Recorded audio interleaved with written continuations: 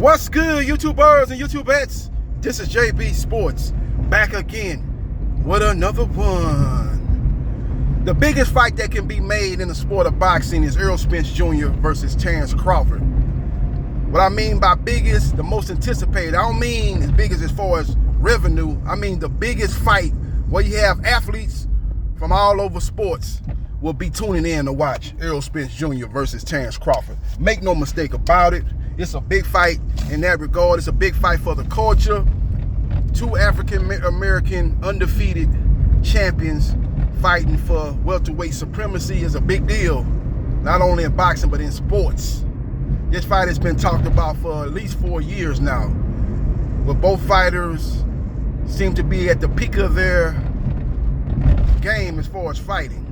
As we know, Terence Crawford is 35 years old when we hit October, so he's about to be 35 years old, but he's a guy that takes very good care of himself, doesn't do a lot of partying from what I've seen. I haven't ever seen him with a drink in his hand, so I believe he takes great care of himself. So he's a young 34 going on 35, and then you got Errol Spence Jr., who's at the prime of his career at the age of 32 years old. So this will be a great matchup featuring two fighters at the prime of their careers, unlike what we saw when we saw Floyd Mayweather Jr. versus Manny Pacquiao. Both of those guys were still elite. They both were pound-for-pound fighters, but they were not at the top of their game if they would have fought 3 or 4 years ago. I'm not going to go down that rabbit hole for the reason why that fight did not happen earlier. You know, we can talk about the PD. We can talk about you don't want to, you're scared of needles, but you got tattoos, this, that, and the third. You know, we talk about it. You know, everybody want to be on the even playing field, and you know, we can talk about the fact that, you know, people saying that Floyd Mayweather didn't want to fight Pacquiao because he thought there was a chance he might lose his hold, this, that, and the third. We talk about all that. But the bottom line is that fight was 4 years past its due date. And then when they did finally get in the ring, it was one of the most lackluster fights. But we talk about big fights in boxing history. With all that being said, there's a lot of misinformation out there in regards to Errol Spence Jr. versus Terence Crawford. People out here talking about the split at 65-35 in favor of Errol Spence Jr. That Terence Crawford is not getting any guarantee. That's a bunch of hogwash. That's fugazi. That's not true. He is getting a guarantee. Not what he wanted, but he's getting a guarantee. And what I do know is the split is not 65-35. All we know is that Errol Spence Jr. is getting the bigger revenue split, whether that means him getting a high guarantee or he's getting a high pay-per-view percentage, or both of these, the guarantee and the pay-per-view split. He's getting more than Terence Crawford. We don't know that. All we know is that he's getting a higher revenue split. With all that being said, the fight is happening. All these people saying, well, don't believe Mike Collins, he lied, talking about the fight was going to go down in October, that the fight was on the 1 yard line. Why would we believe him now when he lied to us before? But I'm here to tell you that the fight is happening due to the fact that Terence Crawford has agreed to terms. Errol Spence Jr. has already agreed to terms months ago, but Terence Crawford finally came to the realization that he was not going to get any bigger bag than fighting Errol Spence Jr. He could fight his mandatory and make 1/3 of what he was going to make fighting Errol Spence Jr., or he could try to, you know, stand on principle and say, look here, man, I believe I should get this fight in Errol Spence. I believe this is the biggest fight in boxing. I'm not taking a penny less. He could have stood on that hill by himself and end up assed out. Because Errol Spence Jr. has options under the PBC. The PBC basically controls the welterweight division. He can fight any number of welterweights, whether it be in a Mantius Stoyanis. He could take on a Keith one-time Thurman, even though he said he would never fight him. He could go up to 154, where the PBC has a strong hold on that division as well. He could take on a Tony Harrison. He could take on a Brian Castano. He could take on a J. Rock Williams. He could move up and fight the WBA middleweight champion, the regular WBA middleweight champion, Ezri Landry Lara, at a catch weight of 155 pounds. So he has numerous options.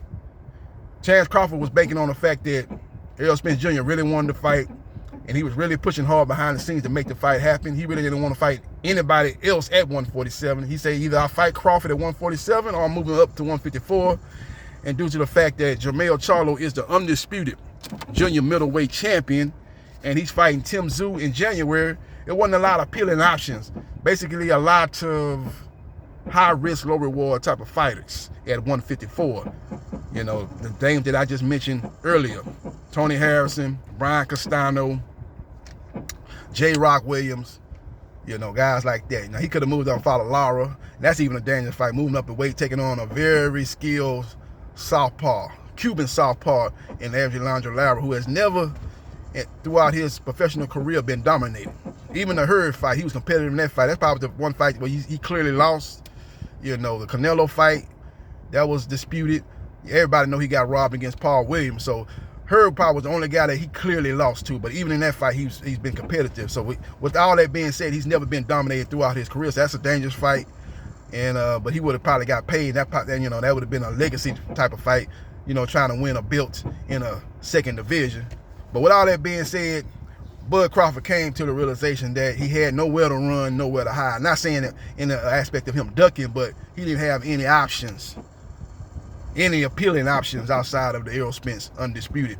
And it finally came to the realization on his part and maybe his team part that this was the fight to make, and we just gonna have to take what we can get. We got an improved offer from the original offer on the guarantee from the PBC, and we just got to take that and prepare for the biggest fight of our career.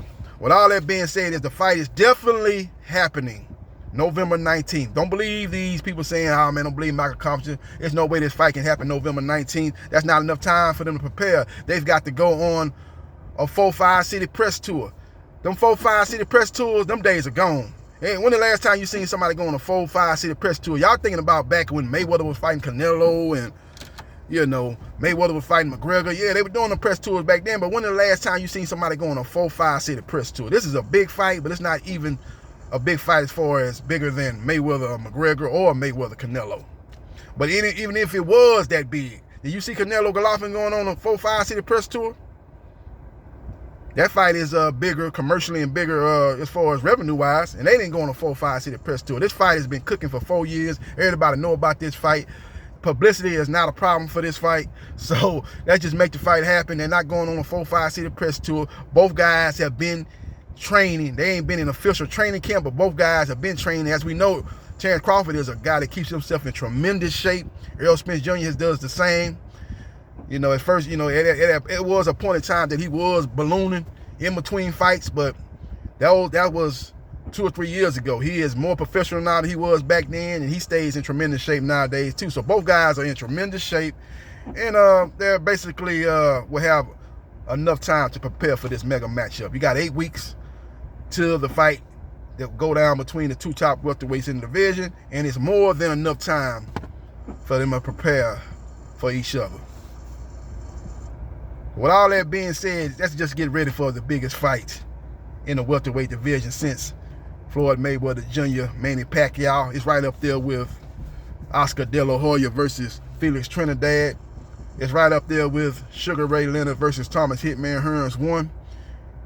And it's a big, big matchup. And I can't wait for it to go down. Follow me on Facebook, Gerard.Briscoe.3551. Hit the like button, hit the bell com button. Like, share, and subscribe to JB Sports, the man, the myth, the legend. And I holla.